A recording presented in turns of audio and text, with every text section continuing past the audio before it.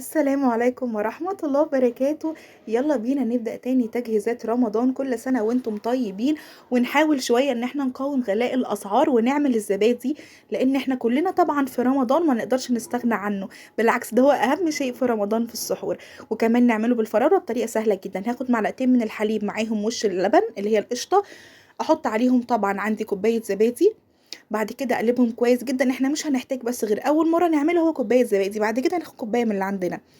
اضيفهم بقى على باقي الحليب بتاعي واقلبهم كويس جدا، وابدا ان انا احط في الاطباق او الطواجن اللي هعملها اللي هو يكون الزبادي الطبيعي خالص.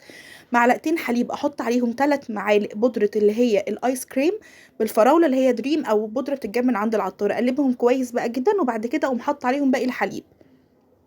اقلبهم بقى كويس زي ما انتم شايفين، واقوم ابدا ان انا احط في الكوبايات بتاعتي او في الطواجن اي حاجه.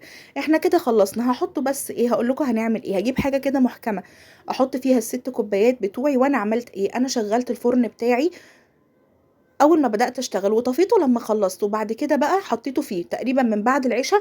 بصيت عليه الساعه 11 الظهر تاني يوم. بقلبه بس عشان اتاكد ان كل الهواء اللي فيه كده يكون طلع زي ما انتم شايفين.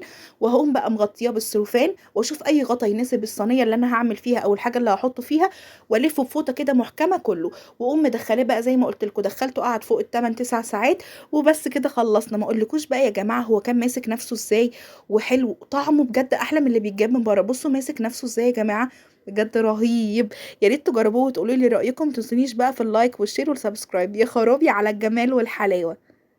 ووعد مش هنجيب اي حاجه تاني من بره.